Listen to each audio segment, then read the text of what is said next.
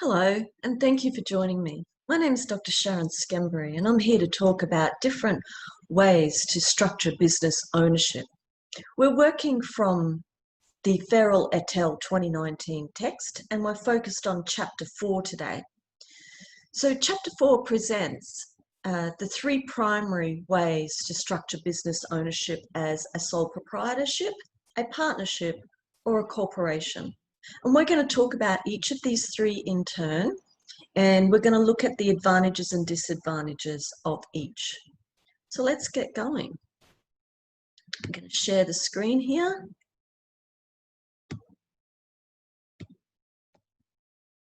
And here we go. Alrighty. All right, so Chapter 4, Options for Organising Business. Learning objectives cover the advantages and disadvantages of sole proprietorship. We look at two different types of partnerships and the advantages and disadvantages of each. We'll look at a corporate form of organisation and again the advantages and disadvantages of each, and we'll end the chapter with a brief discussion about mergers and acquisitions. So table 4.1 goes over 2 slides and it gives you a nice summary of the chapter contents. So let's go over that just quickly. Okay, so a sole proprietorship involves one owner that is taxed at an individual level, has unlimited liability, one of the disadvantages, but one of the advantages is that it's an easy way to conduct business. A partnership involves 2 or more owners and again, taxed at the individual level. There is some limitation with regards to liability, but again, it's an easy way for 2 individuals to conduct business. Now, unlike a sole proprietorship or a partnership, a corporation may well have any number of shareholders and is not taxed at the individual level, but is taxed as a corporation. It has limited liability, one of the big advantages. Now, a special type of corporation is an S corporation that also has limited liability. This is taxed as a partnership and it can comprise up to 100 shareholders. Like a corporation, it is a separate entity with tax advantages for restricted numbers of those shareholders. Then we have an LLC, a limited liability company. And this form of business ownership has an unlimited number of shareholders and limited liability. So you can avoid personal lawsuits with an LLC. So now let's look at each in turn. A sole proprietorship is owned and operated by one individual and may well be a service firm rather than a manufacturer. Typically, it's going to have less than 50 employees, and nearly 3/4 of American organizations are actually sole proprietorships. Unfortunately, women and minority-owned sole proprietorships are less likely to get access to credit and funding, and that inequity is unacceptable, and we have to change it. But at the moment, it's a reality. So we have to recognize it. Okay, this graphic is showing us that nearly 3/4 of American businesses are actually sole proprietorships.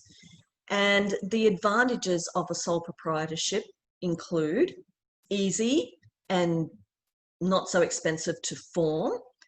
The owner gets to keep all of the profits, and of course they get to keep all the secrets too.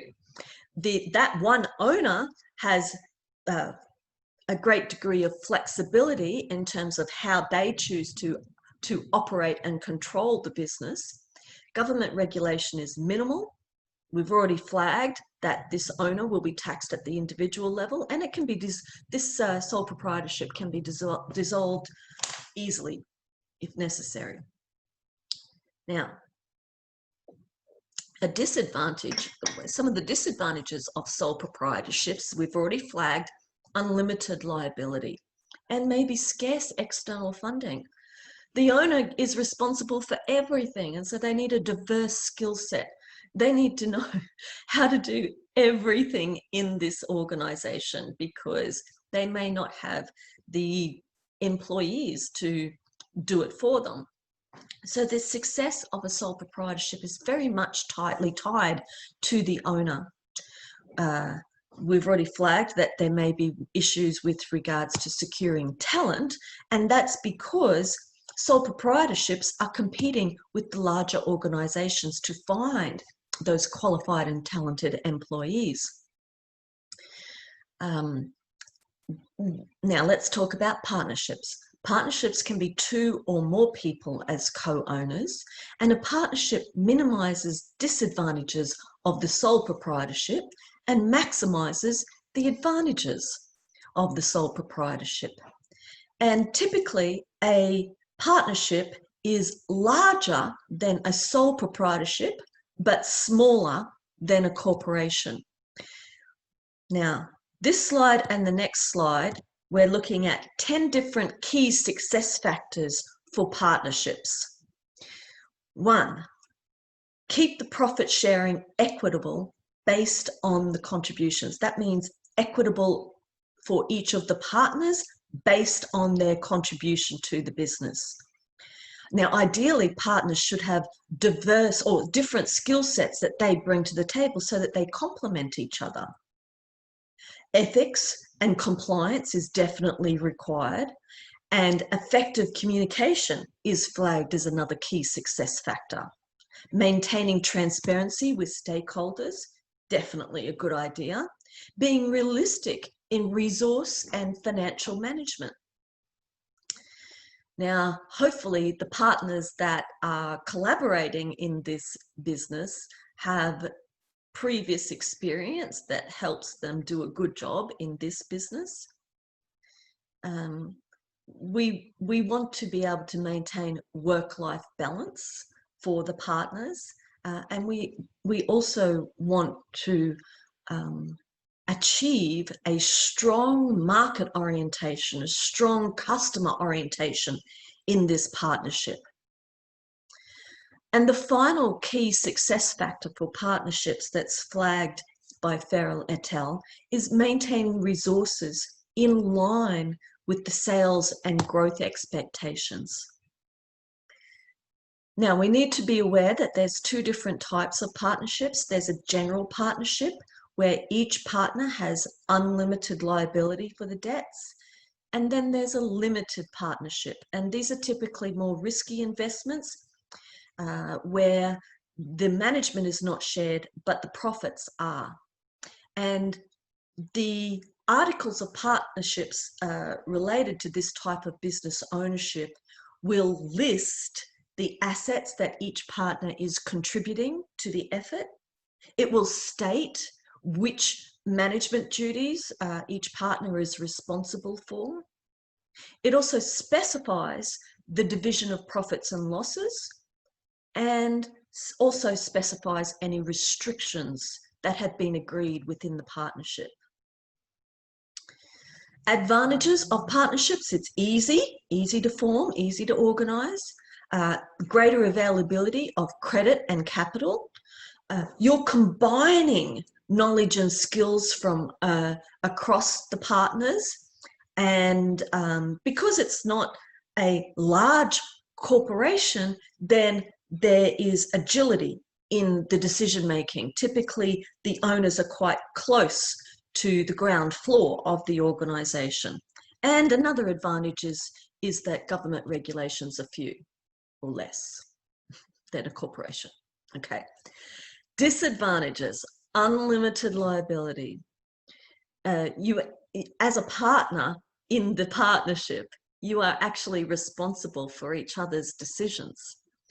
And if the partnership arrangement changes, then you're going to have to do a new agreement. It may well be difficult to sell an interest in a partnership, and sometimes what happens is that the distribution of profits may be uneven. It's not as easy to secure funding for partnerships as what it is for larger organisations. All right. Now, Farrell et al.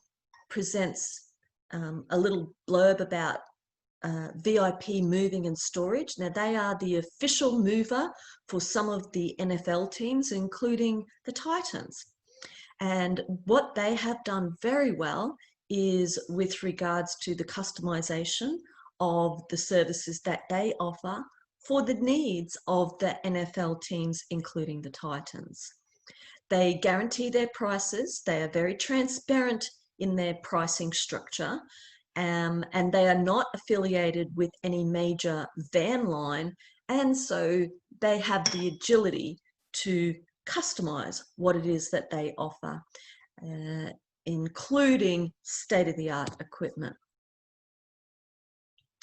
Okay. Now, partnerships in terms of taxation are quasi-taxable organisations, so they do not pay taxes, but they do file a tax return that provides information on profitability and distribution of the profits. So partners report their share of the profits in the partnership, and they pay taxes at the individual level according to that share of profits. Okay, so we've talked about sole proprietorships, we've talked about partnerships, now we're going to talk about corporations. So a corporation is a separate entity that has many rights, duties, and powers, as does an individual. A corporation can own and transfer property, a corporation can enter contracts, and a corporation can be sued. And this is where the limited liability for the owners comes in. So the assets and liabilities of the corporation are actually separate from the individual owners. So corporations account for the majority of all US sales and income. Two terms that you need to be aware of with regards to corporations are stocks and dividends. Stocks are essentially the shares of a corporation that can be bought, sold, gifted, maybe inherited.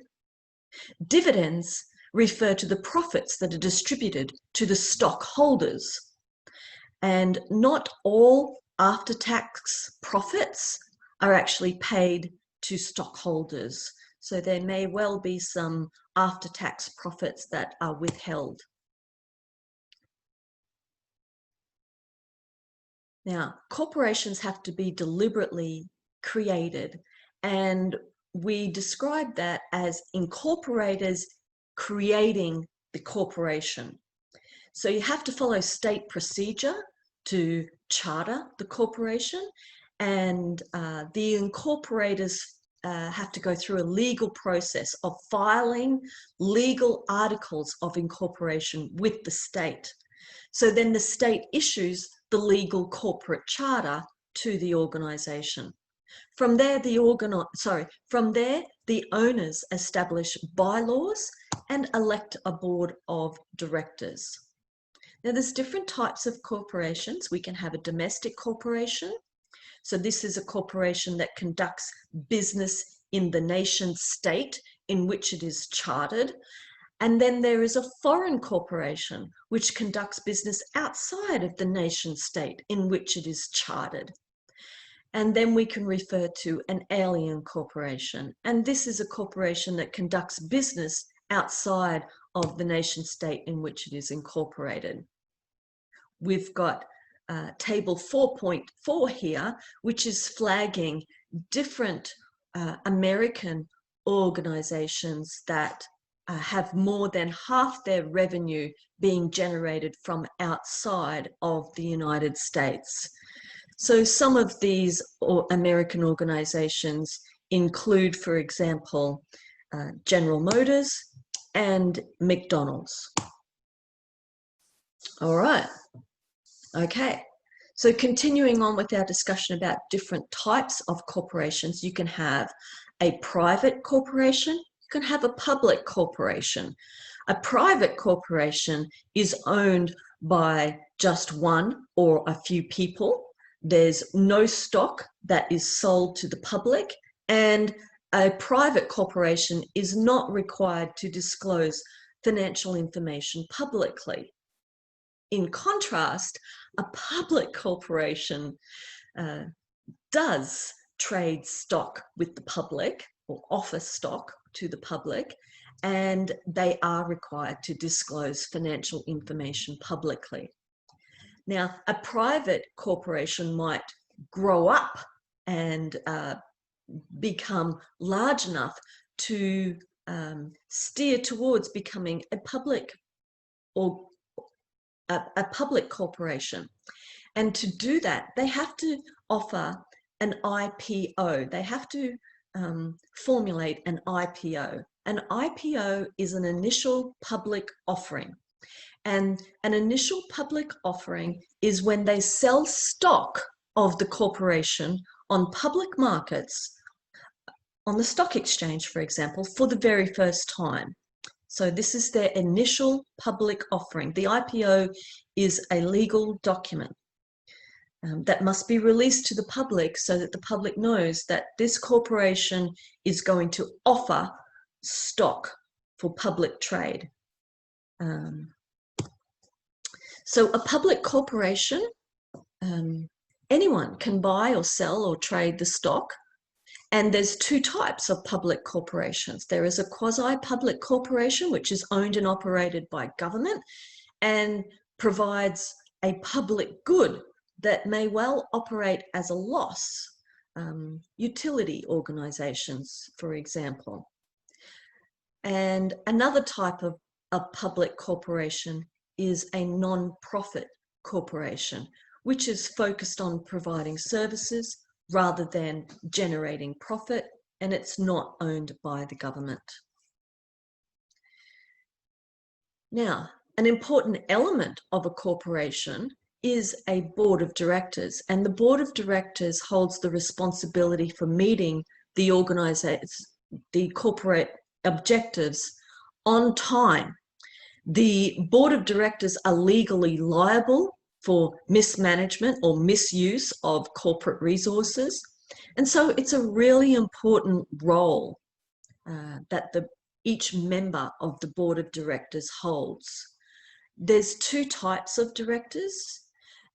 Employees of the corporation may well serve on the board, and people from outside of the corporation that have a certain level of expertise that might not even be in the same industry as the corporation, but it's important for these members of the board to advise and be part of the strategic decision-making of the corporation. Another important term related to corporations is preferred stock. So preferred stock, if you hold preferred stock, then you have first claim to profits.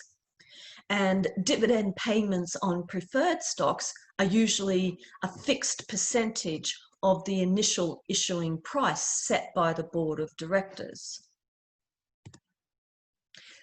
Now, as well as preferred stock, there is common stock. Now, common stock, if you hold common stock, you have no preferential treatment with regards to dividends, but you do have voting rights. And you can identify a proxy. You can assign your voting rights, your voting privilege to somebody else.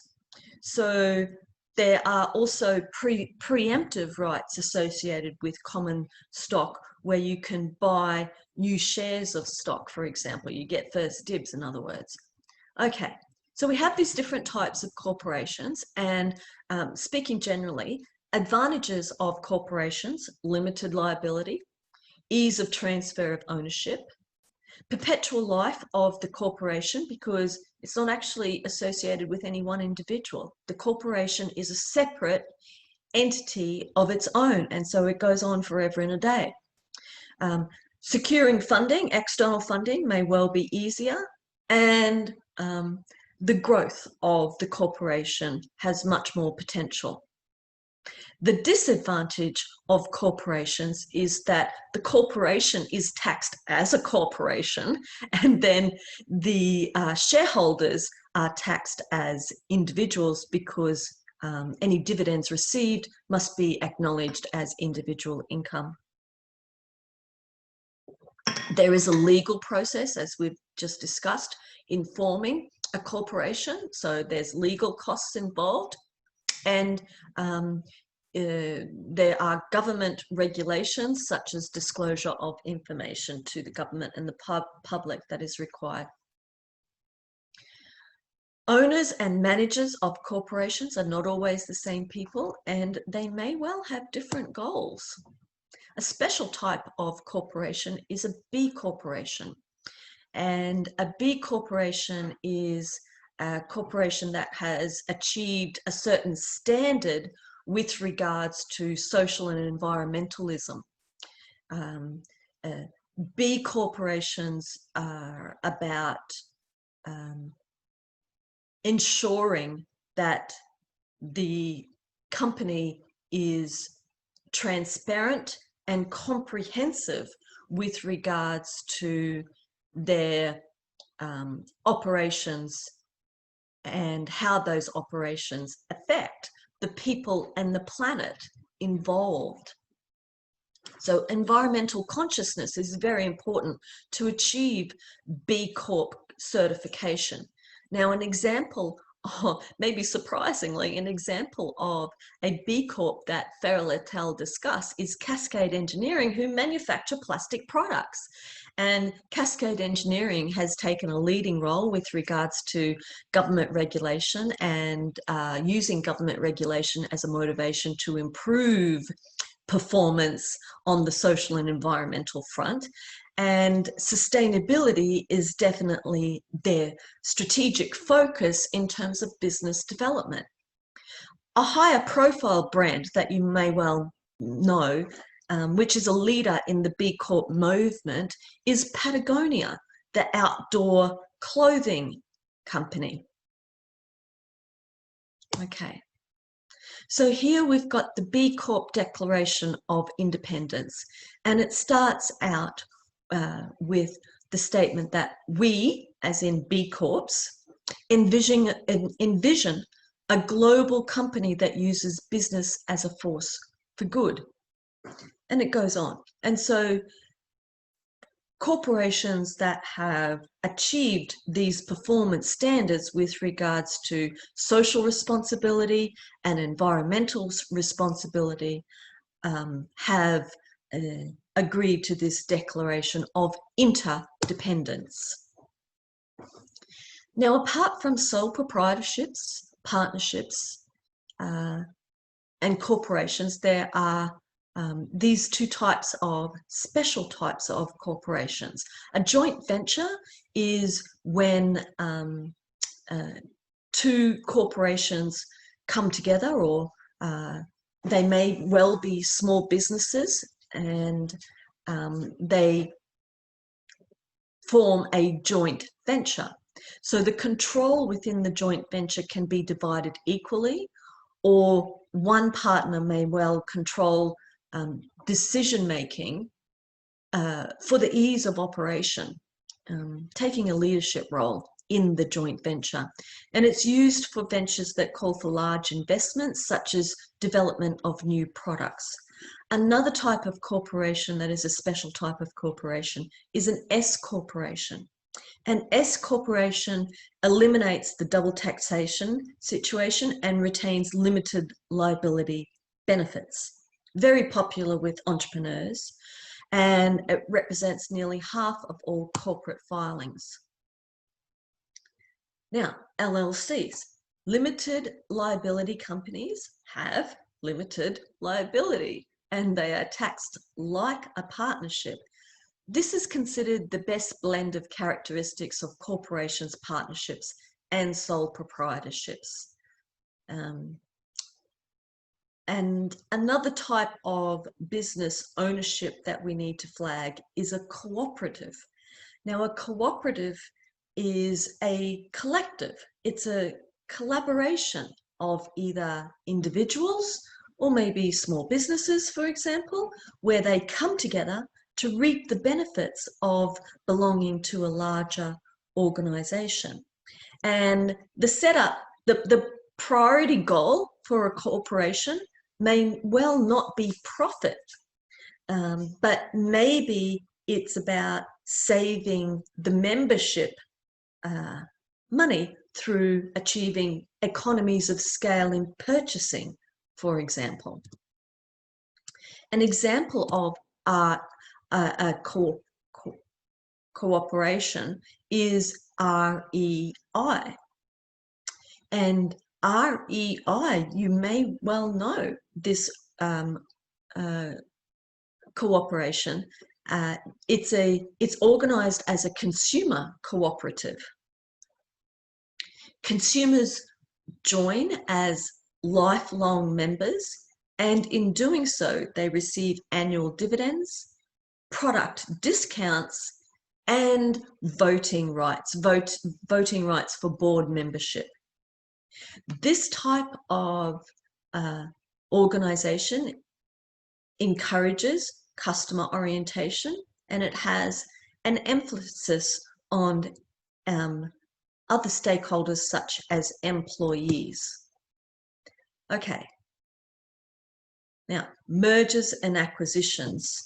The trends in business ownership include, for example, horizontal mergers, vertical mergers, and conglomerate mergers. So let's talk about vertical mergers first. So vertical integration strategy is when an organization that operates at a different level of industry, when that organization merges with another organization that operates at a different level of the same industry. So for example, a wholesaler vertically integrating through a merge with a manufacturer. Maybe it's the other way around. Maybe it's a wholesaler merging with a retailer. Both of these examples are examples of vertical integration, where the organizations that are merging operate at different levels of the same industry. Now, a horizontal merger, integration, is when firms that make similar products or service the same consumer segment, for example, they integrate, they merge.